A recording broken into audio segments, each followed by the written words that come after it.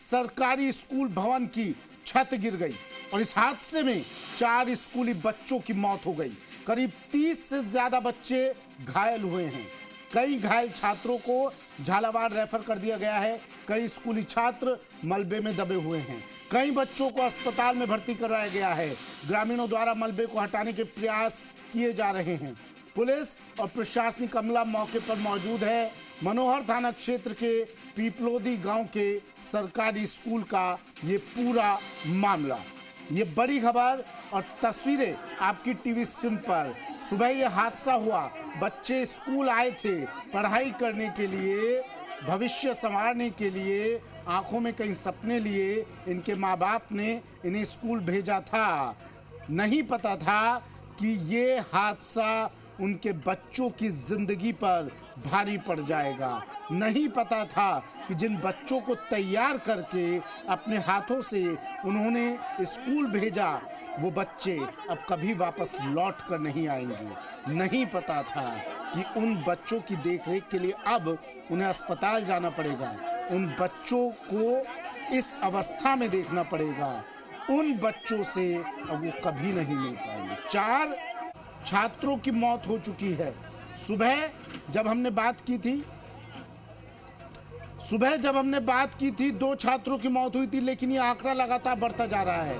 और बड़ा अपडेट ये कि इस हादसे में अब तक 5 छात्रों की मौत हो चुकी है।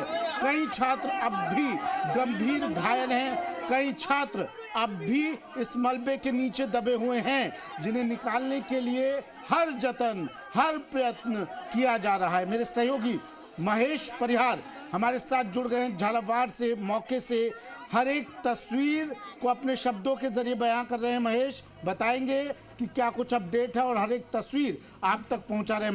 महेश अपडेट दीजिए पहले जल्दी से। सुमित, बड़ा हादसा झालावाड़ जिले के मनोहर थाना क्षेत्र का जो पिपलोदी गांव है, वहाँ ये आज सामने आया है। राजकीय विद्यालय सरकारी स्कूल ये था, जिसकी भवन की जो बिल्डिंग है वो आज भरभरा कर गिर गई। जिससे में अंदर जो छात्र बैठे हुए थे, स्कूली छात्र अध्ययन के लिए पहुंचे थे, वे दब गए थे। अभी तक जिस तरीके से जो हादसा हुआ है उसमें 5 छात्रों की मौत की जो है पुष्टि की जा चुकी है।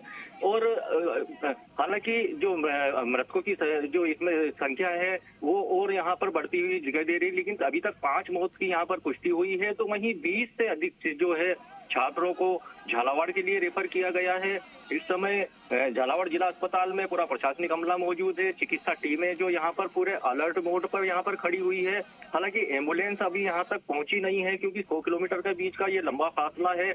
और तो यहाँ पर चिकित्सा के लिए टीमों को पूरी तरह से अलर्ट मोड पर यहाँ पर रखा गया है, ताकि जैसे ही घायल छात्रों का यहाँ पर पहुंचना शुरू हो, उन्हें तुरंत उच्च स्तरीय चिकित्सा सुविधा दी जाए और उनकी जान बचाई जा सके।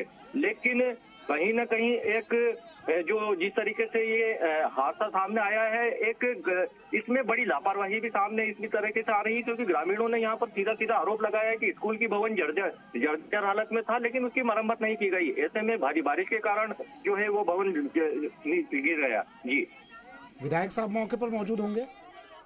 जी, विधायक जो है जयपुर गए हुए हैं। मीटिंग में वहां पर बैठक थी, लेकिन वो वहां से झालावाड़ के लिए रवाना हो चुके हैं। लेकिन यहाँ पर जो प्रशासनिक स्थानीय प्रशासनिक अधिकारी हैं वो पहुंच गए हैं। पुलिस के आला अधिकारी यहाँ पर पहुंच गए हैं और चिकित्सक जो CMHO सहित यहाँ पर चिकित्सक जो झालावाड़ मेडिकल का पूरा टीम है वो यहाँ पर अलर्ट मोड पर अभी खड़ी हुई है। निगम प्रशासन, पार्षद, मेयर? जी बिल्कुल, यहाँ पर जिस तरीके से ये एक हादसा सामने पेश आया है, एक दुखद घटना ये पूरी तरीके से यहाँ पर देखी जा रही है। ऐसे में यहाँ पर राजनीतिक लोगों का पहुंचना शुरू हो गया है। स्थानीय जनप्रतिनिधि भी यहाँ पर बड़ी संख्या में पहुंच रहे हैं, तो साथ ही पुलिस और प्रशासनिक अधिकारी भी यहाँ पर पहुंच गए हैं। अब सभी यहाँ पर विचार देख रहे हैं कि किस तरीके से इनको जल्द से जल्द मदद पहुंचाई जाए। हालांकि अभी जो है जिला अस्पताल में जो है घायलों का पहुंचने का सिलसिला फिलहाल शुरू नहीं हुआ है, क्योंकि एम्बुलेंस मनोहर थाना से रवाना हो चुकी है। जी, जर्जर भवनों को चिन्हित करने की जिम्मेदारी किसकी है महेश? जी बिल्कुल, बारिश से पूर्व ही जिला प्रशासन द्वारा हालांकि ये एक कागजी कार्रवाई इस तरीके की जाती है, जिसमें जर्जर भवनों की जो है जांच कर उनकी समय महेश बने रहेगा हमारे साथ। दामोदर के पास ले चलते हैं। दामोदर बैठा कर पढ़ाया जाता है, उनके भविष्य संवारने की बात कही जाती है। तो जब तक सरकार अपने स्कूल के जो बिल्डिंग्स हैं, जो भवन हैं, उन